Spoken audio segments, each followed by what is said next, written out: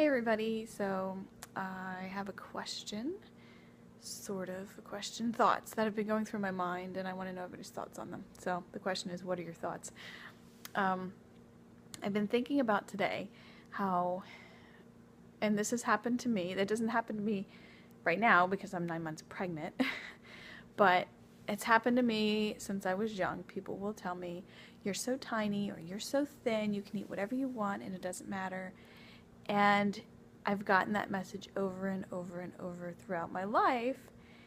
And it's almost like if you were to turn the tables, you could say to somebody who's overweight, hey, you're huge, but don't worry, there's nothing you can do about it. You know, you're just that way. And people don't say that to overweight people. We tend to think, oh, I wonder why they're overweight. Is it something they're eating, or maybe it's an illness that they have that affects them that way?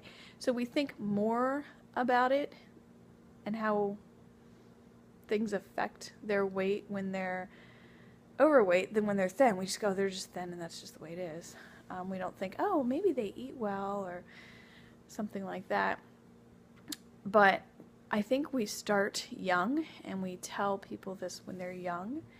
We say, you're so thin, you can eat whatever you want, and maybe a piece of that is what's on the heart of the person who's saying it and how they feel about themselves. Maybe, not sure, just thinking about that. But as we say this to young people and they believe that, yeah, I can eat whatever I want, they have less motivation to learn to eat healthy, to exercise. And at some point that metabolism might not be what it used to be, and now they don't know how to cook maybe, and they're addicted to fast food and soft drinks and whatever else they've been putting into their body thinking it doesn't matter. So it's kind of discouraging when I think about it, what we say to people. And I don't even know what triggered that thought today, but it's just amazing. I mean, when I was younger, I loved eating Whoppers. 99-cent Whoppers was the thing, 20 years ago, 15 to 20 years ago. So I would eat Whoppers. Nowadays, I don't touch Whoppers. There are few fast food places that I will ever eat at. And of the few, there are some things on the menu that I don't eat. And one, I won't tell you which ones I eat and which ones I don't, but if you want to know, you can ask. But anyway, I know one of the places, it's like there's only like 2 or 3 things on their menu that I will eat. And I haven't looked too much into those items, but they seem better than some of the other options that they have. Yeah, and the other place I'll eat almost anything from the other location just because I feel that it's a better fast food place. So I do eat some fast food. I'm not like, hey, no, you can't eat ever anything from fast food places. Sometimes I'm a mom, I'm tired, I don't want to cook something, or I don't have anything in the house really to make that my family will eat. So sometimes we do eat fast food, or you're on the road, eat fast food sometimes. But in general, I don't like fast food. I have had to make that choice for myself. I've had to make that choice for my family as much as I can affect that. And it hasn't been easy. I've recently taken even more steps to eating healthy in my journey to be healthier and to feel healthier. And I feel great right now. I am so happy about the changes that I have made in my health recently. And it excites me. I have energy. I'm 9 months pregnant and I don't feel 9 months pregnant. I keep thinking like I could have this baby any time now, pretty much. And I don't feel like I ever felt with my other kids.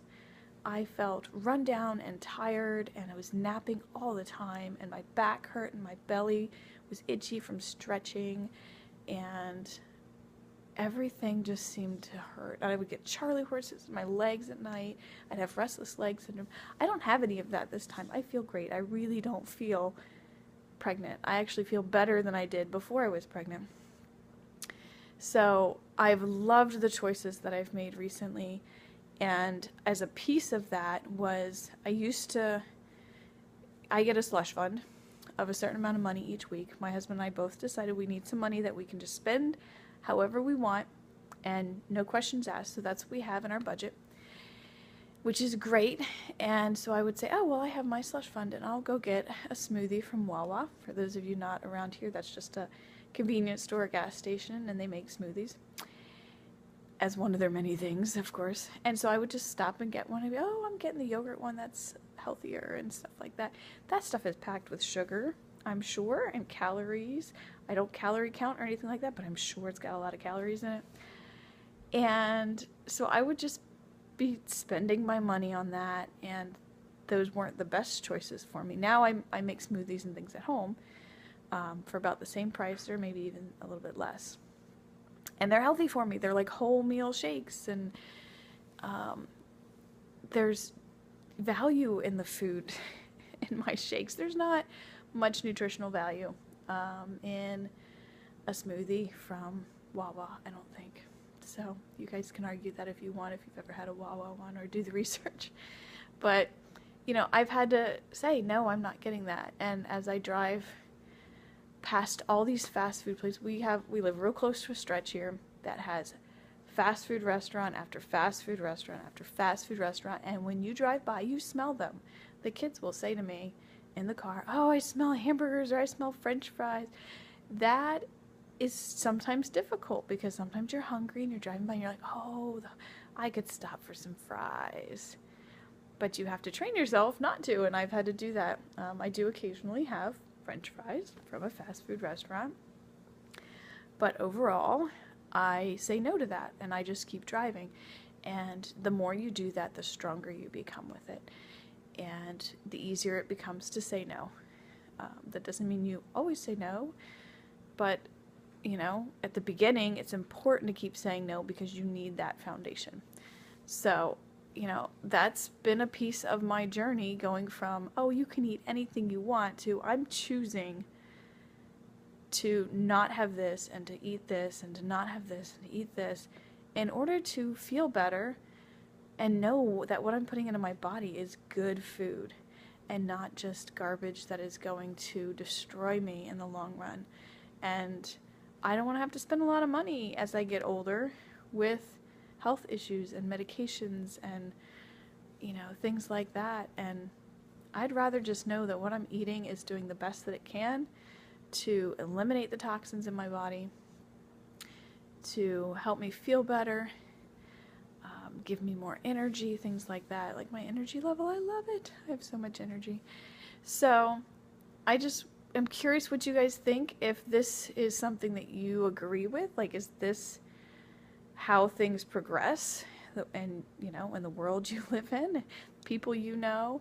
Do you agree that we've kind of brainwashed people at the beginning when they're younger and, oh, you can eat anything you want, and then we see them eating garbage a lot and they end up not knowing how to cook? They end up not knowing what to put in their bodies that's good for them. And later on, they may need to know that. So I'm curious what you think. Let me know.